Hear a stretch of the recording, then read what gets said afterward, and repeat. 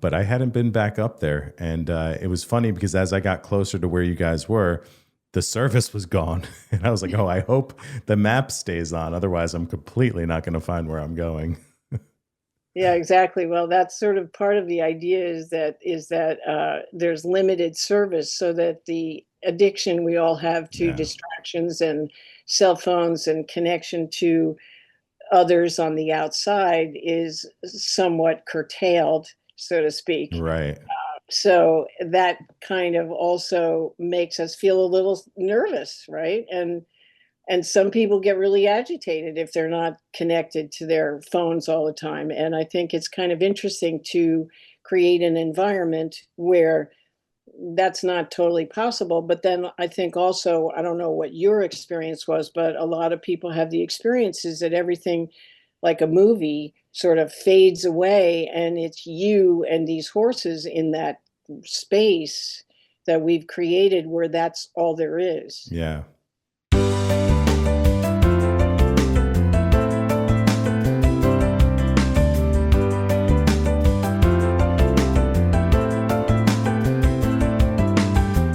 Hello, everyone, and welcome to Sounds of Health, where every week we uncover inspiring stories, meet incredible people, and share valuable resources to help you boost your physical, emotional, and financial well-being. I'm your host, Dave MacNiven, and I'm excited to welcome our guest today, Jane Strong from the Equus Effect, where they provide veterans, first responders, and people from all walks of life with tools to build healthy, authentic relationships through purposeful engagement with horses. If you're here to listen to Jane, please be sure to go back and check out some of our past episodes. We would love for you to like and subscribe and help us to grow our show and audience. Jane, welcome to Sounds of Health. Thank you. Nice to be here. Nice to see you again. Yeah, you too. I'm so excited to talk to you because I was just up there a few weeks ago and I was with the Entrepreneurs Organization, and we really got to experience the amazing work that you guys are all doing there. Yes, it was really nice to have you. And I think that the link between what happens with the horses and what happens in your business life or your personal life was pretty obvious fairly quickly. So that was kind of fun for me to experience that myself. It was like watching our work in action applied to some different folks who we have not worked with before in various professions. So it was really fun. Yeah, the connection was immediate, I thought. And I really got up that morning. I had you guys on my calendar. And I usually try not to miss anything that EO invites me to. But I didn't know what to expect. So I got in the car, I drove up. I'm like, oh, this was a longer drive than I was expecting. I think I was a couple of minutes late. But then the whole day was just such a wonderful experience. Yeah, I think that part of it is I think what you just said is really important because nobody knows what to expect, right? Yeah. And as adults, we're not used to that. All adults have resistance to change, and there was a great book called Immunity to Change a while ago about that. And I think that that's very true of us because once we hit a certain age, we feel like we're supposed to know. Right. Yeah. Supposed to know, we're Yeah. supposed to have a handle on things. And especially if you're pretty successful in the outside world, you've got your act together as far as you know. And I think we all know we have room to grow and change and all that stuff, but it's not usually stepping into a completely unknown environment or one that is just unfamiliar, like it was far away, you didn't know where you were going or Yeah. what we were going to do. I think people have all sorts of interesting ideas of what it's going to be, I'm sure. Then it turns out to be different. Yeah, completely. I hadn't actually been in that part of Connecticut for a while either. I used to ski up there at Mohawk Mountain, Right. but I hadn't been back up there. And it was funny because as I got closer to where you guys were, the service was gone. And I was like, oh, I hope the map stays on. Otherwise, I'm completely not going to find where I'm going. Yeah, exactly. Well, that's sort of part of the idea is that there's limited service so that the addiction we all have to Yeah. distractions and cell phones and connection to others on the outside is somewhat curtailed, so to speak. Right. So that kind of also makes us feel a little nervous, right? And some people get really agitated if they're not connected to their phones all the time. And I think it's kind of interesting to create an environment where that's not totally possible. But then I think also, I don't know what your experience was, but a lot of people have the experiences that everything, like a movie, sort of fades away, and it's you and these horses in that space that we've created where that's all there is. Yeah. Yeah, it was very similar to that. I love I kind of welcome not being able to have any service on my phone and to be able to really be forced to get away from the everyday and the chaos. So Yeah. that was really welcome for me. And yeah, it very quickly, I feel like the entire group that we had there just adapted to the environment and were just in the moment, which was really fantastic.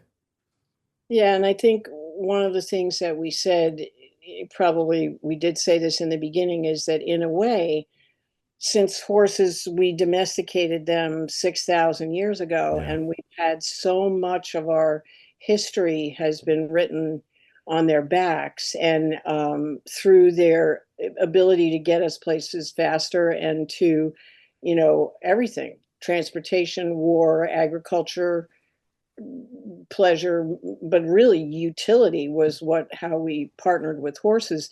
And I think that it's only been in the last 120 years or so that we really haven't been dependent on them. Yeah. And I think that part of the work that we're doing with folks is helping them remember something that's in your DNA, That's not too interesting. long ago. Yeah. That's great. So I do have a couple of questions about what we experienced that day and would love to share some of what I learned. But before I do that, I'd love to learn just a little bit more about your story, where you're from and what got you on that path that brought you to what you're doing today.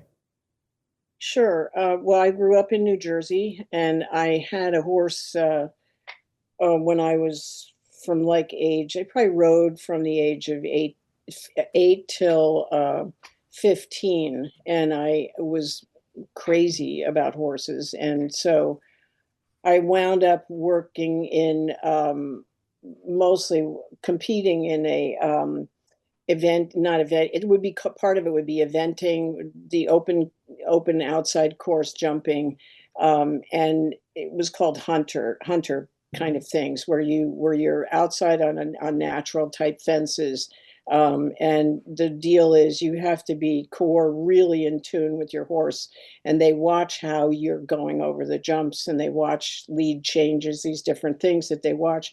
And it's partly speed, so you're not just dawdling around, Right. you're going at a pretty good clip, and they also watch how you're navigating this course. So I did that, and I loved it, and I used to win a lot of ribbons because it was kind of because my horse was just so good and we had such a good relationship. But then as it goes up into the ranks of competing, it gets kind of weird, and there's a lot of politics in any kind of sport where there Yeah. any kind of sport. Of course. And so, especially when it involves animals. And so, I just kind of had a sense that maybe this wasn't all of what I wanted my life to be.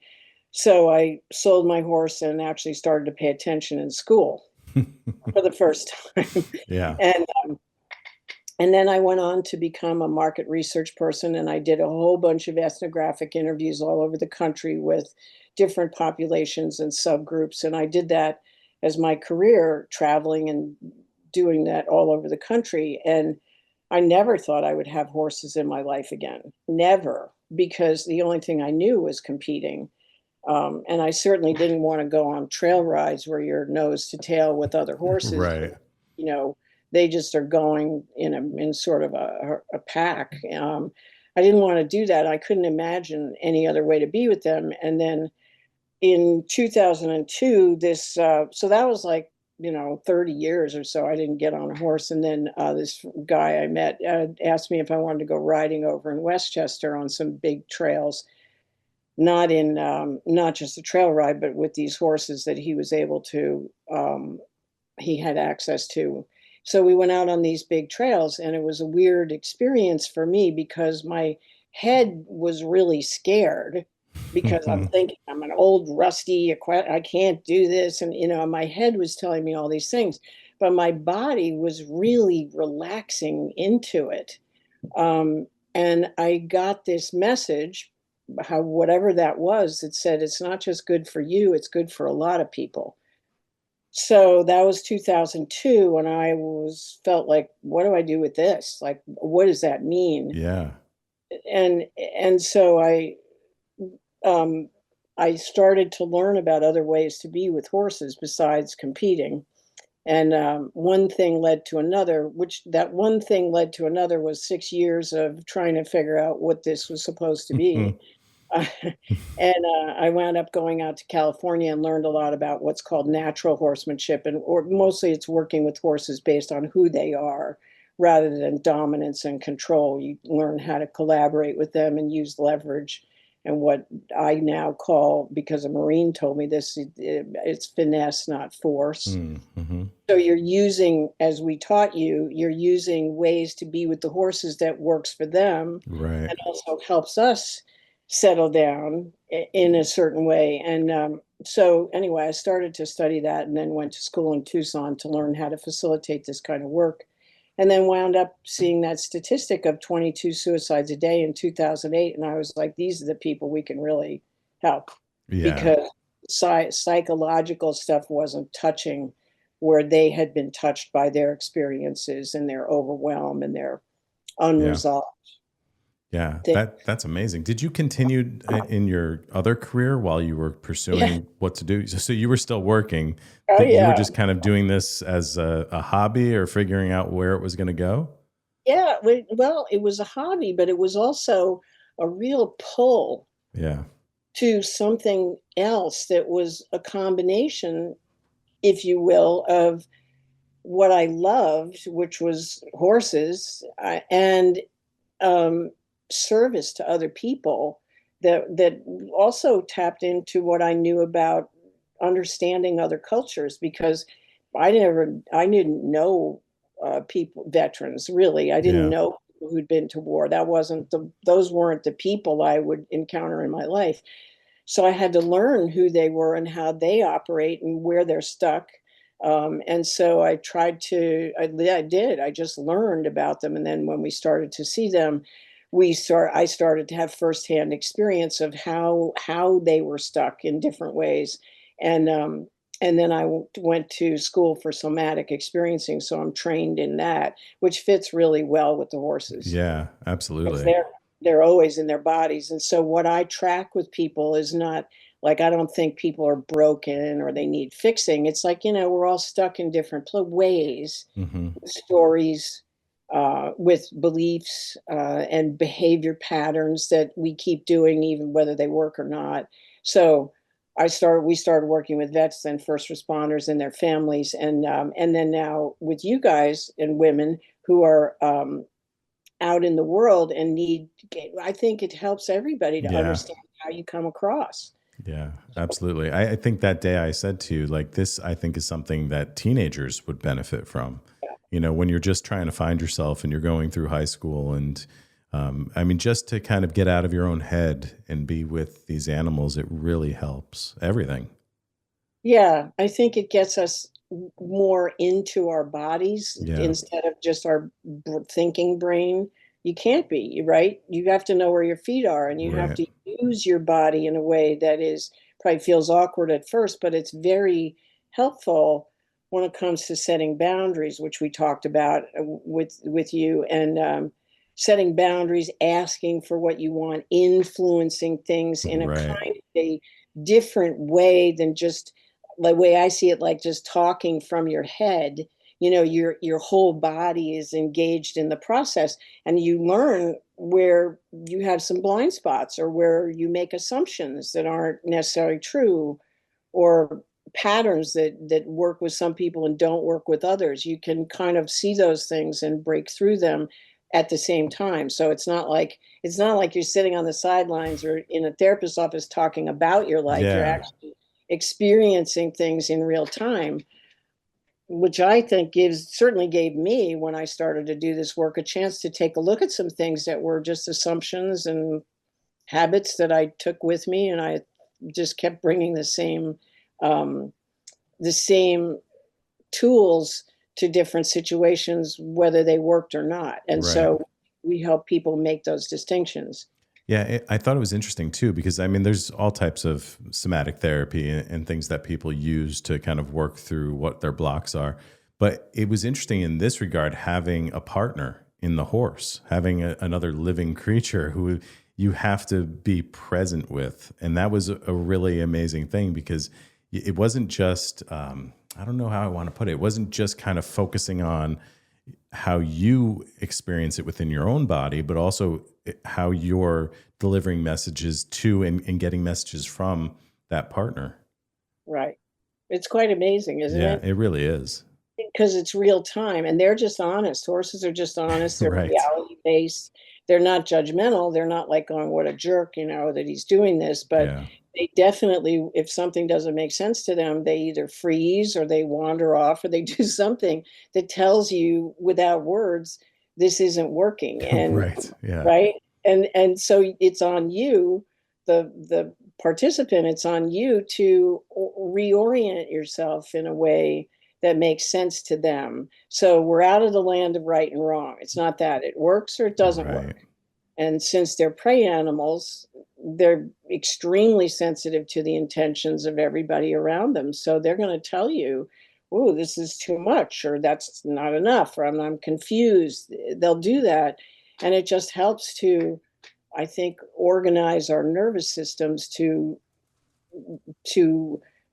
do something that's more effective with Right. different kinds of people. And we talked some about that was I talked about that with some of the other folks who were there, and they saw immediately the parallels to work Oh environments. yeah, absolutely. And that was the first time I think I ever heard somebody introduce horses as prey animals. I just never even thought of them in that regard. And when we were first starting out our day in the barn and the horses were there in the stalls, and you kind of took us through what was going to happen and the description of it, that was something that I really was not aware of, that that's what they are. And that's kind of how they're responding to the world around them. Right, right. Yeah, they're big, so we don't think of them as prey animals. And they're big athletes too. Yeah. So they've got that interesting masculine, feminine. They're actually yin animals. They're not yang animals. They're not predators, and they're not Hmm. territorial. They're very receptive and they're very sensitive. So that's that paradoxical thing that makes them particularly interesting to work with. And the lighter your touch is with them, yet grounded, Right. the more they take you seriously and they will do what you want.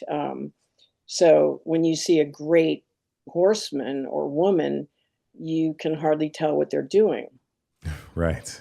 Yeah. right? Because they're influencing the horse with their body language. It's kind of miraculous that these two different types of nervous systems can collaborate. Yeah, it really is.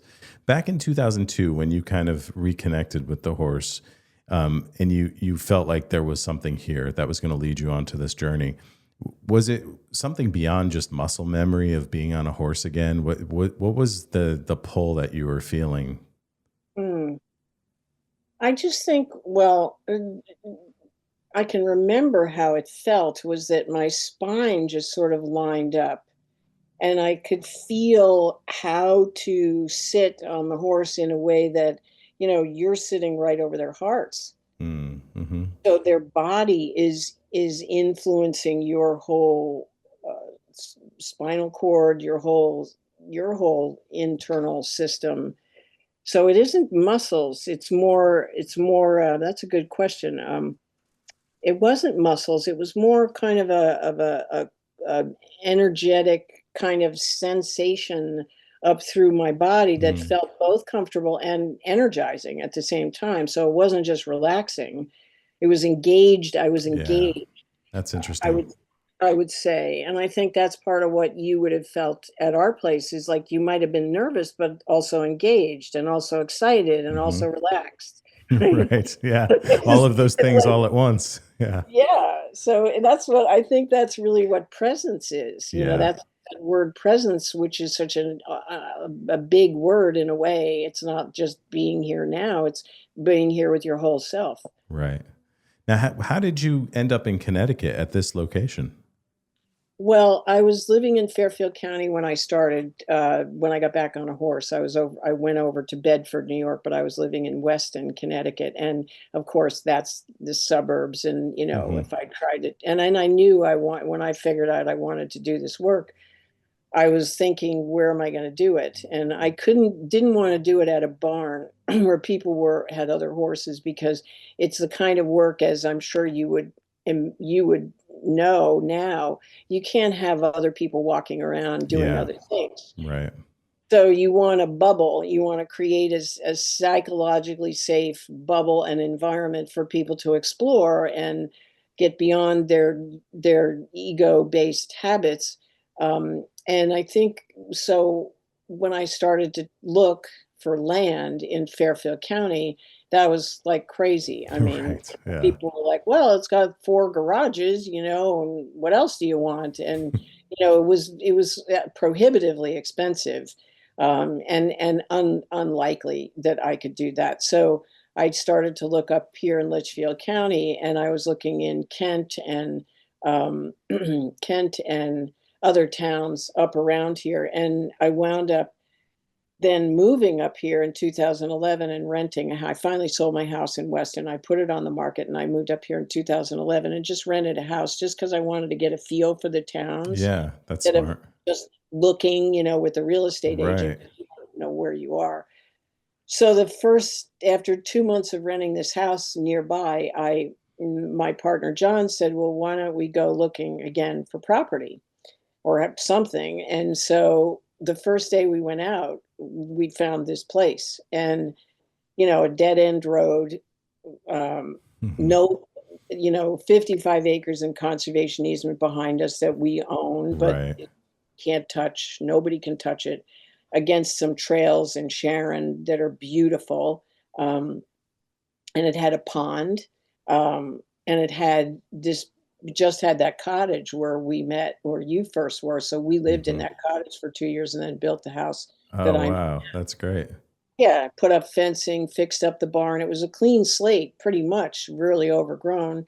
And then it was just a perfect spot because it was quiet and just dedicated to this work. Yeah. That's incredible. It's such a beautiful location. It was really stunning when just driving up that long drive and kind of having everything open up, and then to learn that there's all that conservation space. I mean, what a ideal location that is. Yeah, well, that I'm kind of feeling like I must have been doing something right Yeah, for to sure. land in this spot.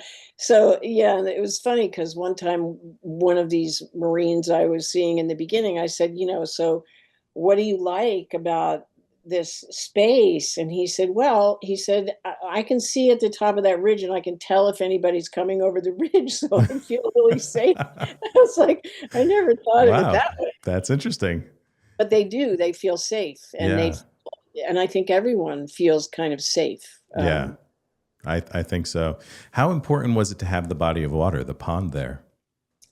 Well, my partner John wanted water on the property because he felt that that was a great asset, but also Yeah. it's a kind of a indication of, we're serious about being good stewards of the land, and I think having water is just a nice thing. It's a settling thing in and of itself. So. And you use it with the horses as well, right? Well, not the pond. The conservation easement doesn't allow us to Okay. have horses in the pond, although I did take one in one time who had a A fever, and so fever, right. cool them off. We were not supposed to do that. There's Gotcha. a lot of fish in that pond, though, a lot. Okay. So Gotcha. good living for the water birds and the turtles and stuff. Yeah, I bet. Yeah, it was such a beautiful location. And so tell me a little bit about the program itself. So how are people finding you and coming to you? And then why don't you take us through kind of some of the things that we did that day as well? Sure. Well, I first we started to work with some non-government organizations that veterans where veterans participate in various programs. And Hmm. so we did that for a little bit. And then I was all the while presenting this case for this work to the VA. And I was running into wall after wall after wall of, I feel like I've always said that the VA has a big no sticker on their forehead. Yeah, And right. they're very risk averse. And I didn't say a lot was on my mind. It was like, well, you guys aren't exactly cutting it with these people. So, like, what's the risk? But anyway, it Yeah. took me 4 years to get them to send anybody. And so when they finally did, so that was 2008, then 2012, they started to send people with a clinician and with, they just came as sort of an experiment, and they were really blown away by how fast. That's the thing with the horses, it's fast. Yeah. You're not dawdling around trying to gain somebody's trust or um, trying to convince them it's okay. There's something about this that people want to engage with the horses, right? And so once they go deal with their fear, and their vulnerability, which is very real and Hmm. very plausible, and we really respect it, it's kind of beautiful. They're beautiful and they're kind of fun. So people are willing to go beyond stay at the edge of their comfort zone to do the work. And I think the VA folks, the clinicians and the vets were kind of like, this is really obviously so Yeah. much fun. It's so interesting. Hmm. It's so different, and you're outdoors and you're not stuck in an office and you're not Hmm. talking to somebody who doesn't know what you're really talking about. And you don't have to talk if you don't want to. Right. That was a big plus for the veterans. It's I bet. Yeah. it's funny. So they started to come, and they really liked it. And once we had transportation solved at the VA, Hmm. which is the biggest issue, because of where we are, once they could meet at the VA or the vet centers and come together in a van. So once they had transportation worked out, we were able to create this 4-session curriculum Hmm. and see them once a week, which is really what we like to do with people, is to do, we have like a 16-hour curriculum, and that is sort of an arc of um, growth and change and breaking through barriers. And I mean, you did it, you got a taste of it, Yeah.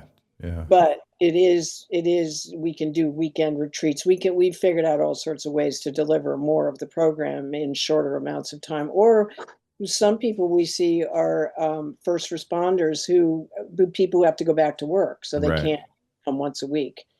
So we do the weekend stuff, and we can do once a month. We can, because it doesn't go away. Mm-hmm. It's not like, oh, you forget. It's, you may go back to your habits, but then coming back, it reinforces it and we go further. Right. Um, so I started with the VA and vet centers, and then the VA wanted to do research in 2018. They were like, what is this? This is like, these guys are sitting down, having language for their emotions, you know, talking to these therapists and getting somewhere. And they loved us. The clinicians loved us. That's So amazing. they did this piece of research that was a really lovely design with a control sample, and it turned out it really does move the needle Mm. for people to learn how to be more honest, and have access to, because we, as you know, we process things, that have that language for what happened, and we of course support that and add to it. Right. um, so they really liked it, and they did this research on it, and it turned out, we really do what we say, which is help people rebuild healthy relationships. Hmm. And and then now a lot, when we work with first responders, and a lot of those people are vets, but they have to go back to work. Right. Of course. If you want a settled, clear-minded, emotionally sound person, when you can't get up off the floor, or you're trapped in your car, or something happens in your life that you can't help yourself, Hmm. who do you want to show up? um, so we did that, and then we did a weekend with couples, which I'm very interested in doing more of, is work with couples, because this isn't just your professional life, this is your personal life. And Yeah. so It helps every aspect. Yeah, we Yeah. don't, those are artificial boundaries and silos. So are Right. the groups of people we work with, because we're all human. We're all stuck. We're all too busy. We're all distracted. Yeah, So of course. Yep. Yeah, so that that's how we got started, and then we started to see um, young people. We did some work with young people. I'd like to do more of that, to yeah, get away from screens and that get would be them. great. But I think it's overall good for us to be more embodied and more clear-minded and more emotionally settled. It's just good for us. Yeah, I agree. Um, so Yeah, it's really it was such a great experience, and just getting a taste of it that morning, and seeing. I mean, I also think the experience is so thoughtfully designed. You and your staff did such a great job of kind of taking everyone through it. So if people were nervous, and that kind of went away really, really quickly. yeah, And just for so people understand, like I kind of drove up there that morning thinking, oh, I'm gonna ride a horse. Like I haven't been on a horse since I was a kid. Like I used to ride when I was little, but that's not what this is. So tell me a little bit about what it is people actually do in the program. sure. Well, the first thing we do is teach people, explain why we work with horses and some of their history, how they operate as prey animals, and what they're sensitive to, and how they will indicate things that work for them, and things that don't. But we also want people to start to learn that through observing, Mm, and asking questions, but learning through your own perceptions. So we talk about that. We call that the wisdom of the prey, and then we do a joint warm up thing where we try to start to get folks in their bodies a little more, and then a body scan to cultivate interoceptive awareness, meaning not why do I feel this way, but what is going on inside. yeah. And we do that, and that also helps people get a little bit grounded. And one of our main tools really is using your breath. Hmm. Works with the horses, it works with people. And if you can use your breath to help you settle down and get more grounded and feel your feet on the ground, that's kind of new news to a lot of people. Yeah. Um, Right. and I really feel like, we live our lives so much up here and out, that we try to bring people in and back down. And so we do that first to help you get on the horse's wavelength, because they appreciate it. Yeah. They've got 4 feet on the ground, and so that's their world. You're And right. so then we let folks put their hands on them, and use your intuition to choose which horse you might want to engage with. And we trust that, that people have some sense of something. Did you Mm-hmm. have that a bit? I did, yeah. I could kind of see Babe in the corner of my eye, kind of looking at me, and for some Mhm. reason felt really drawn to her. So we ended up getting to kind of move around and work with all four of the horses, but she was the one that I was drawn to the most. Yeah. And so there's some of it that's kind of a mystery, I don't know what that Yeah, is. right. I couldn't That's explain something. it. Yeah, Yeah. There's something that is very and it's not like magic. It's not like that. There's just some yeah, kind of resonance that happens with people and certain horses, and I trust it. yeah. And so the folks who are the horse handlers, the staff, show people how to engage with them in a way that's fair to them, and that's respectful of them and Hmm. respectful of your boundaries, which we all need to learn. Anyway, we do that. You connect with them, and then we start teaching you how to work with them. And Hmm. we collapsed a lot of work into 3 hours with you guys. Yeah, definitely. So we usually spread that out a little more, but Yeah. it's because we usually see people for 4 hours and have lunch, so it's a good long day. But we give people a chance to work with them and learn how to lead them in a way that is fair and respectful of them, and also how for you to set boundaries with them when they get too much in your space, Sure. Yeah. and too much. I mean, my feeling is they like to lean into us, some of them, and it's that's up to you how much you want them to do that. Right. Yeah. You have to decide. So Yeah. that's a thing, right? Is setting boundaries brings up all sorts of stories with people. Yeah, it definitely does. And also you don't know quite when they're leaning into you if that's them trying to push you away or they want you closer. And so that's part of figuring it out, Yeah. communicating with them in that way. Yeah, and it's really important to know. One of the people who was there really didn't want to set a boundary, and she was saying, "Well, I don't want to hurt his feelings, and Right. I don't want to ask him to do." And it's like, well, what do you want? Yeah. So that's a great question for people. Like, what do you really want, and where are you comfortable? Because you have a right to that space. Right. Yeah. And when you're leading them, to be able to invite them in a way that you bring energy to the party, so to speak, through your body, they pick that up and they Right. respond to it. But so do people. Yeah, they do. And we don't realize that. And that was actually one of the things I think that opened my eyes the most was that the way that you bring yourself to a situation, the energy that you're putting off has an effect on those around you. So in this case, it's the horse and Yeah, you're sharing that energy back and forth. But then I kind of thought about everyday life and working with people. That's happening all the time. We just don't realize it. right. Yeah, and that whole thing of 90% of communication is nonverbal. Right. That's a lot. Yeah, it definitely is. And if you don't practice that, and where else are you going to practice that? Because Right. we are so addicted to words and language, and left hemisphere stuff or emotional stuff, that we don't really realize that the impact of our presence on other people is a lot, Yeah. uh, and important. And you have a choice. Right. Yeah, and just bringing your awareness to that, I think just it helps every situation. When a Sure. person that you're interacting with responds in a way that you don't understand, it's kind of interesting to think, okay, well, what am I bringing to this? Why? What is the reason behind this? And I think that's part of the power of what you guys are doing and what you're helping to open people's eyes to. Yeah, is the impact of your whole self on a Right. situation, and the habitual ways we I mean, it's when you think about it logically, it's funny that we bring the same energy Yeah. to a lot of different situations that really are calling for different tones of voice, Yeah. you know, Hmm. different level of proximity, different gestures. What are you saying with your body before you ever open your mouth? Yeah. And can you bring the volume down if you're somebody who's too much?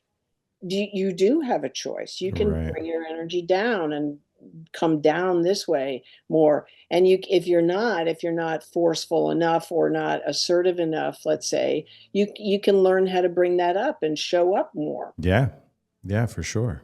And some people, this is my favorite one, is when people keep looking back at the horse and keep and the horse will follow where you're going. That's Mm. their Hmm. followers. They want to follow where you're going if you ask them the right way. And when people keep looking back at them, the horse will stop and go, "Well, what do you want?" And they think they're checking to see if the horse is okay, and if the horse is watching them, it's like they're always watching us. So this Right. whole turns the table around on this sort of overly caring, solicitous type behavior that some people have. They're always checking to make sure if everybody is okay behind Yeah. them. But the truth is, if you're not leading, if you're not going in the direction you want to go, where are you going? You know, Right. how do people know how to follow if you don't know where you're going, if you're always looking around or back at them? And a couple of people who were there with you were doing that. Yeah. And the horses are like, well, I don't know where you went, or why are you That's so looking at great. me? Yeah. Yeah, we see that it's that type of thing that you can learn so much in such a short period of time. It's so great. I love it. Yeah. So that, horses have forever gotten us there faster. And I think Yeah. they do this too. And, some of the folks I've worked with at the Somatic Experiencing Training Institute, I've asked them, and these are like serious, people who really use this as a therapeutic approach for trauma resolution. And I've asked them, like, how long does it take you to to ha- to help people get into their bodies? or Hmm. they have this interoceptive awareness, and they can find the places that are stuck. And Right. some of them will say, well, it takes me like 6 months to gain somebody's trust to do that. Yeah. And I'm like, well, I don't say this, but I'm thinking, well, we do it in like 15 minutes. Right. Yeah, that is amazing. So, if people are interested in learning more about the program or participating, where should they go? Well, we are www.the you want me to spell it? You can, sure. We're going to put this in the show notes too. So Okay. Okay. So it's the Equus, Equus, which is a Latin word for horse, effect, EFFECT.org. Um, and, or certainly reach out to me at 203-803-9507. And I'm happy to talk to anybody, teams or leaders or individuals. And we're redoing our website right now too, because of our work with you yeah, and our understanding of the much broader applications of this work. We're redoing our whole website with different offerings that's that excellent. yeah, I think it was kind of a cool thing to do this with you all, and it was like, yeah, I mean, I kinda knew it worked with almost Yeah, anybody, but it was nice to see how quickly it worked with you as yeah. lead. We were so thankful to be there and appreciate you and your staff. It was just such a great way to spend a morning for us. And I know you had another group there for the afternoon. So thank you for that. We appreciate it. Yeah, it was your same different same Same organization, a lot of organization. Yeah. Yeah. different group of folks. We saw a lot of people that day, That's great. but it was really fun. So what did you learn? Or what did you come away with? I learned so much. I probably don't have the time to kind of talk about all of it, but everything that we talked about just it really grounded me. It got me in the moment. It just reminded me of so many different things. And I think you said when you go home, let us know how you sleep tonight. And honestly, I had a great night of sleep that night. Like it helps to kind of alleviate so much of those pressures that we're all feeling in everyday life.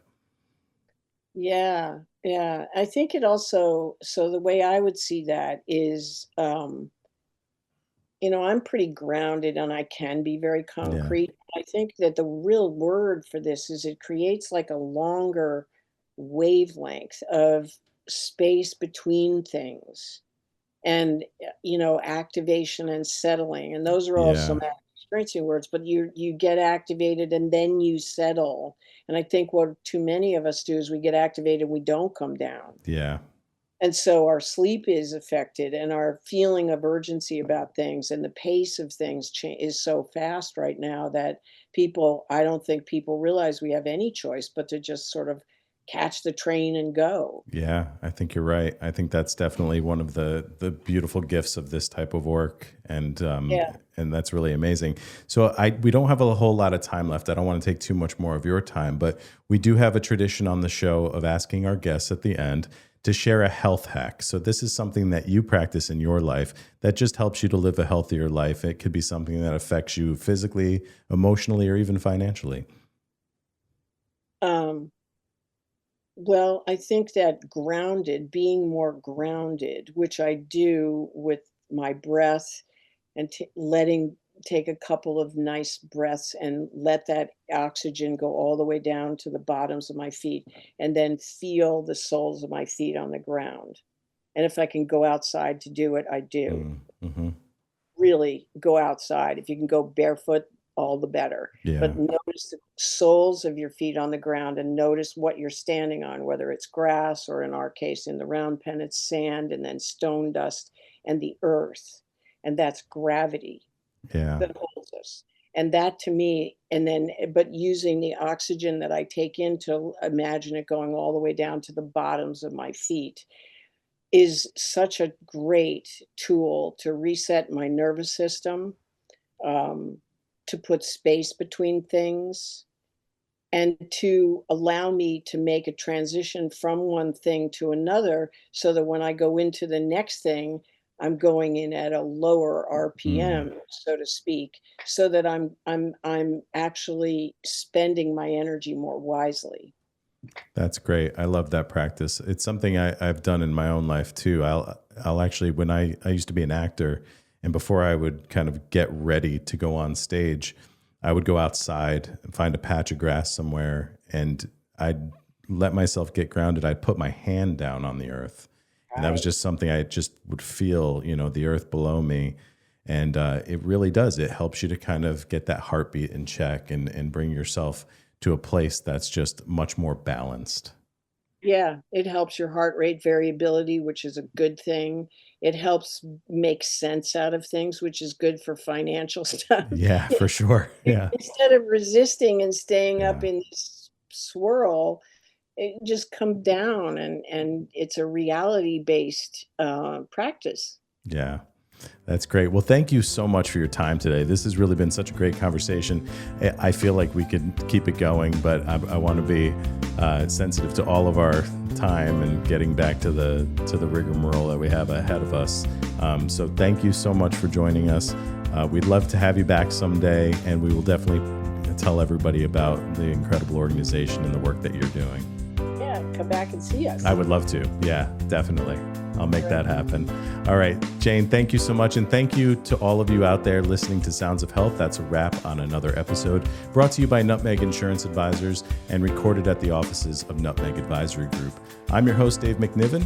Thank you to our producer, Jason Carubia, and for the amazing music by Rob Hames. Every week, we bring you stories that inspire, empower, and help you upgrade your health and life. If you enjoy the show, please be sure to like, share, subscribe, and leave us a review. We love hearing from you, and we hope that you continue as an important part of our wellness community. Thanks for listening. See you next time.